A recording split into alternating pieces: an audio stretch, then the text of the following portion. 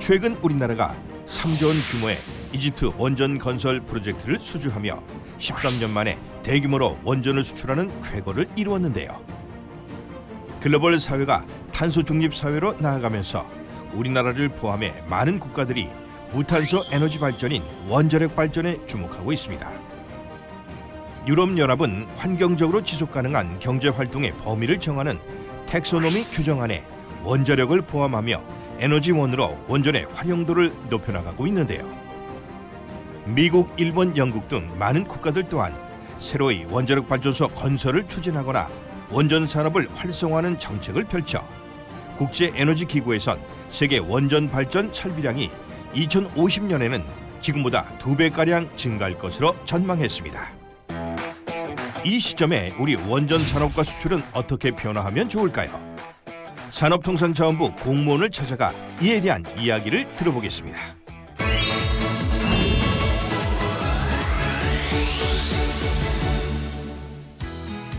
팬데믹에 따른 공급망 불안에 러시아 우크라이나 전쟁으로 석유값은 계속해서 불안정한 상태인데요.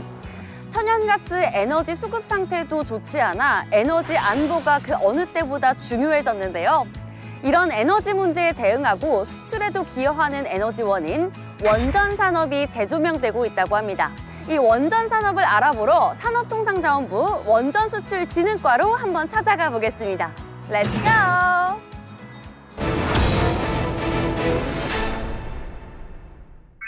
제 옆에는 원전 수출에서는 없어서는 안 될 핵심 인재라고 불리는 김성원 사무관님 나와 계십니다. 안녕하세요. 안녕하세요.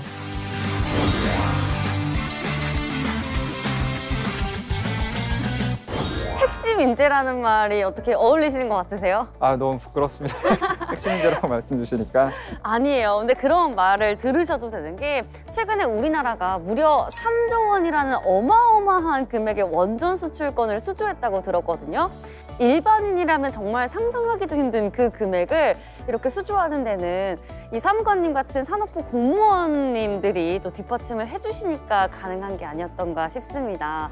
그런데 혹시 우리나라가 이렇게 대형 원전 수출 프로젝트를 성공할 수 있었던 특별한 비결이 있을까요? 일단 비결이라고 말씀드리기는 좀 거창하기는 합니다만 우리 정부와 민간이 긴밀하게 협력했던 것이 그 수주의 결과로 이어질 수 있게 된 것 같습니다. 작년 말에 이집트 엘다바 원전 산업 발주사, 러시아 ASE사의 단독 협상 대상자로 지정되긴 했지만 러시아 우크라이나 침공에 테러 제재 같은 예상치 못한 변수가 생겨서 최종 수주 계약까지 가는데 어려움이 좀 있었습니다. 그럼에도 불구하고 우리 산업부와 관계부처, 기관들과 협력해 국제 동향 및 이집트 발주 사항에 대해 수시로 점검하고 민관 합동의 원전 수출 전략단을 조성해 수주할 수 있게 된 거죠. 이렇게 민관이 협력한 건 원전으로 새로운 국부를 창출하려는 정책과 맞닿아 있습니다.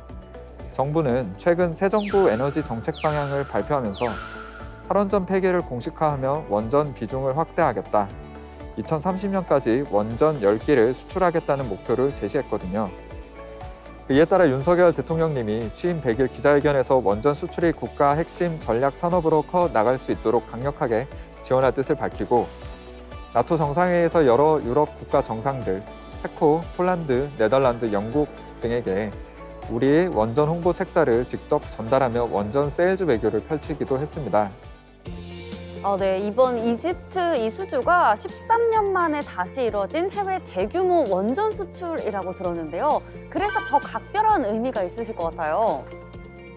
네, 맞습니다. 우리 원자력 발전 같은 경우에는 전 세계 최저 수준의 건설 단가에 계획한 예산과 공기를 정확하게 준수하는 철저한 준수하고 있어가지고 세계 최고 수준의 경쟁력을 갖추고 있습니다. 쇼핑으로 치면 우리 원전이 가격도 좋은데 성능까지 좋은 이름하여 가성비라고 할 수 있을까요? 네, 그렇죠.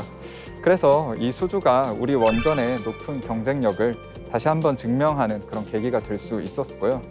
그리고 잠재력이 큰 아프리카 원전 시장에 우리나라가 최초로 진출한 거기도 해서 한국 기업들의 앞으로 아프리카 진출에도 큰 도움이 될 것이라고 생각을 합니다. 그리고 우리나라 원전 산업과 관련 기업들이 요 몇 년 동안 수주 일감이 없어가지고 많은 어려움을 겪고 있었는데요.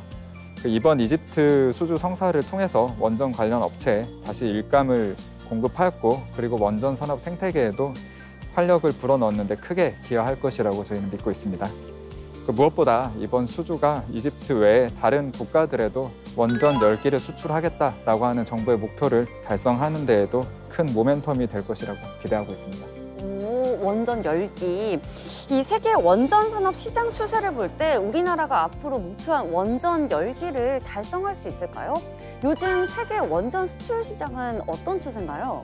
네, 일단 유럽연합이 텍소노미의 원자력 발전을 포함해가지고 세계 각국에서 원전 산업을 앞으로 더 육성하려는 정책 방향이 지금 뚜렷해지고 있는 상황입니다. 이미 원전을 가진 해외 국가들의 경우에 추가 원전을 계획하고 있는 국가들이 많고요. 여기에 더해서 터키나 베트남 같이 그동안 원전이 없었던 국가들의 경우에도 신규 원전 건설을 계획하면서 현재 전 세계에서 17개국이 약 53기의 신규 원전을 지금 추진하고 있는 상황이라고 볼 수 있겠습니다. 53기 건설이면 많은 건가요? 네, 53기면 상당히 많은 숫자라고 볼 수 있고요. 지금 현재 전 세계에서 가동 중인 원전이 총 441기 정도 수준으로 알고 있는데 53기면 상당히 많은 숫자라고 보시면 될 것 같습니다. 이렇게 원전 시장이 커지면 우리가 목표한 바를 생각보다 빠르게 이뤄낼 수 있을 것 같습니다. 혹시 정부에서 원전 수출 10기를 달성하기 위한 특별한 전략 같은 게 있을까요? 일단 정부는 지난 8월 달 민간의 역량을 총 결집한 협동 원전 수출 전략 추진위원회를 출범을 했습니다. 이 위원회가 위원장인 산업부 장관님을 포함해서 9개 정부 부처, 그리고 원전 관련 공기업과 민간기업, 그리고 수출금융기관, 학계 전문가로 구성된 원전 유관기관들이 최초로 모두 참여한 위원회로 볼 수 있고요. 기능을 좀 말씀드리자면은 원전 수출 종합 전략을 수립 관리하고, 그리고 원전 및 관련 산업의 해외 진출과 그리고 경쟁력 강화를 위한 주요 정책들을 수립하고 또한 추진하게 되는 그런 기관이라고 볼 수 있겠습니다. 그리고 정부와 원전 기업들이 함께 팀 코리아를 이뤄서 이 팀을 중심으로 국가별 맞춤형 원전 수주 패키지도 마련해서 운영하고 있는데요. 실제 얼마 전 산업부 장관님이 민간 기업, 한수원, 그리고 방위사업청 등이 뭉친 팀 코리아를 이끌고 체코, 폴란드 현지를 방문하여 원전 수출을 위한 교섭 활동을 벌였습니다. 그리고 원전 수출 성과를 올리기 위해 가지고는 튼튼한 원전 산업 생태계가 뒷받침되어야 하기 때문에 올해 일감 공급, 금융, 그리고 R&D 등의 1조 원 이상을 원전 생태계에 공급하고, 그리고 미래 경쟁력 확보를 위해 SMR 시장에서 독자적인 기술력과 제작, 시공 능력을 확보할 수 있도록 2028년까지 정부와 민간이 약 4천억 원을 투자할 계획입니다. 와, 이렇게 1000억 단위로 투자를 하고 지원을 하면 얼마 지나지 않아서 세계 시장의 K-원전의 붐이 일 수 있겠는데요. 우리가 모르는 사이에 K-원전이 세계의 주요한 에너지 공급원으로 자리 잡을 수 있길 기대하겠습니다. 오늘 좋은 말씀 감사합니다. 이미 체코, 폴란드, 영국, 사우디아라비아 많은 국가들이 K-원전의 우수성을 높이 평가하고 우리와의 원전 협력을 다짐하고 있습니다. 우리에게 원전이란 새로운 시장이 열리고 있는 2022년. 올해가 팀 코리아 원전 수출의 새로운 원년이 될 수 있기를 기대하며 산업통상자원부는 원전 수출 전략 추진위원회를 중심으로 관계기관과 기업의 모든 역량을 결집해 원전 수출의 가능성을 높여나갈 것입니다. 우리가 원전 수출의 최강자로 등극하는 그날까지 통상TV는 계속됩니다. 쭉!